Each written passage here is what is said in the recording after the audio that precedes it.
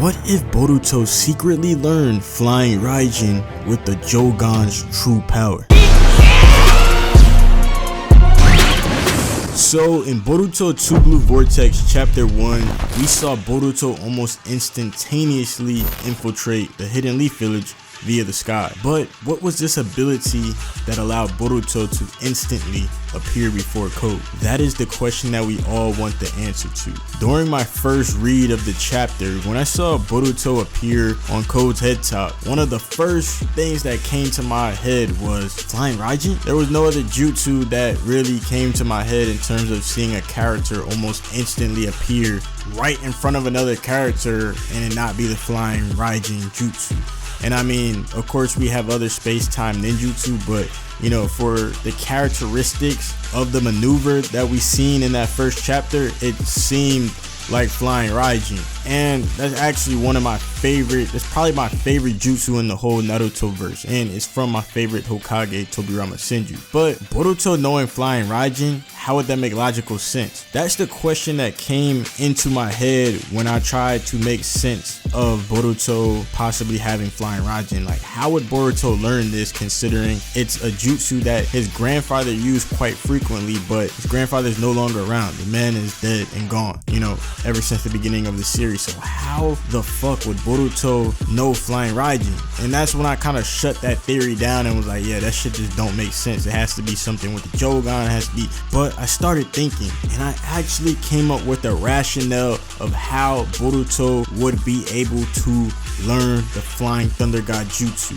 from Minato Namikaze himself. And this is directly tied to the JOUGAN's true power. So the true power of the JOUGAN allows the user to perceive different realms and planes of existence, such as the Pure Land and, you know, Otsutsuki realms and shit like that. And it allows the user to communicate with beings that reside in these different dimensions. We've literally seen Boruto interact with the spirit version or the soul of Momoshiki before in part 1 of Boruto while his JOUGAN eye was activated. And Momoshiki even said, you know, this makes a lot of sense why you're able to perceive and sense me, human child. He says you're a human. How are you able to do this? The JOUGAN. So since Boruto has the ability to communicate with beings within these different realms and areas, I think that it also is somewhat restricted to those who you have ancestral connections with. So that's why Boruto was able to perceive Momoshiki Otsutsuki, how in theory I believe he will learn Shinjutsu by being able to perceive Shibai Otsutsuki, and how he will learn Flying Thunder God, aka the Flying Raijin, from Minato Namikaze, aka his grandpa. All these different characters that Boruto will be able to perceive, he's some way a descendant of farther down the line, or, you know, in Minato's case, his direct grandfather. So in the Naruto verse, like I said, dead characters' souls exist in a place called the Pure Land. And I mean, I think they've, you know, shown this in Naruto Shippuden when Rin finally met up with Obito in the Pure Land, when after Obito died, and then Obito said, you know, I can't go yet, I can't come here just yet, I gotta go help Kakashi. So Obito's spirit kamui'd out the Pure Land and went back into the real world and you know, gave Kakashi his chakra to rock out with the Susanoo and save the ninja world. So I believe that Minato Namikaze meets his grandson Boruto Uzumaki by Boruto using the Pure Eye to perceive Minato's soul within the Pure Land. And Minato's soul just recently was allowed to go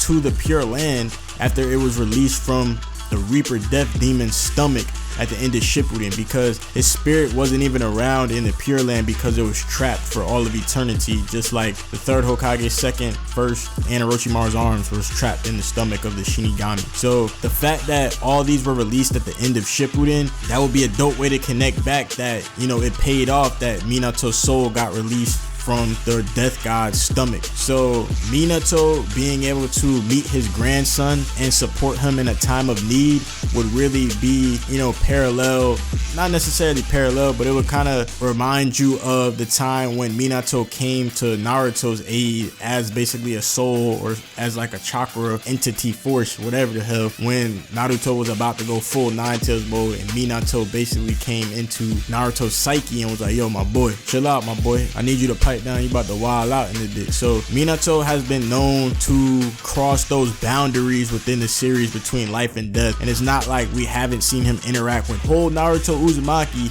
when he was dead. So I think that Minato would see that what the predicament that his grandson is in, because of course a soul and a, you know, is not affected by omnipotence, so he's gonna see the predicament that Boruto is in, and he's gonna teach him the most iconic jutsu in his arsenal, the Flying Raijin, even though my boy Minato stole that joint from Tobirama.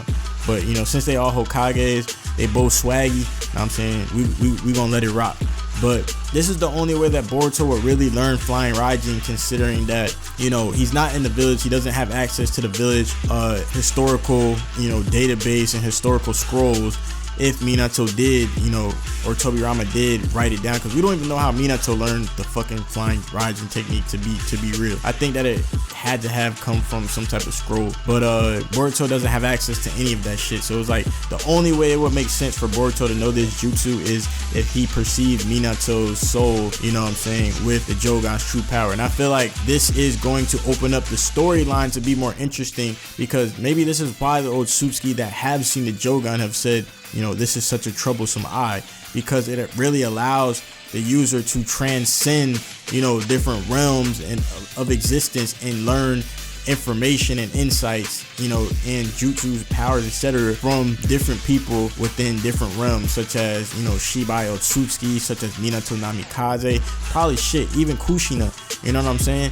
She might teach him some Uzumaki type of jutsus, but I mean, that is just really the only realistic path to Boruto learning the Flying Thunder God. As we even know that Minato taught others the Flying Thunder God before. The only other people he taught the Flying Thunder God to was the Hokage guard platoon. So, you know, this was like a group of people that were tasked with protecting Hokage. He taught them a jutsu, a deriving jutsu called Flying Thunder formation technique. So he taught them that, but that had to be taught directly by him. So it's likely that, you know what I'm saying, it ain't no, it's like something you gotta pass down. So I think that it's cool that the Flying Thunder God skipped Naruto and then it would go to Boruto. I mean, it even kind of suits Boruto's fighting style more, considering Boruto is more like a Sasuke type of fighter with speed and all that other shit. So it's like, it would just make more sense considering that Boruto uses a sword just like, you know, Tobirama Senju. So he could probably do the Flying Raijin slice and shit like that. And to combat Code, you know, he has to have a jutsu that is able to go toe to toe with the claw mark. So the Flying Thunder God, that's the best jutsu to go head to head with that. So that's my theory on how Boruto will become the heir to the Flying Raijin technique. You know, with the Carfax baked in, this shit is gonna make sense if it's a theory from me. You know what I'm saying? I ain't gonna have y'all on some nut type of shit, because it's a real fun theory. I believe so, and I think that it would be really saucy if my boy Boruto Uzumaki got that Flying Raijin. He definitely he's basically like top 2 favorite characters in Boruto right now. So, you know, how much sauce can that man have with the Flying Raijin? Like, yo, he might steal your girl for real. But yeah, appreciate you guys watching. Leave a comment down below on what you think the jutsu that Boruto used, you know, on Code is, and if you think the Flying Thunder God theory, you know, has any viability per se. It's been your boy Anime Analyst. Appreciate you guys watching. Young Jiggy Ninja out this bitch. Peace.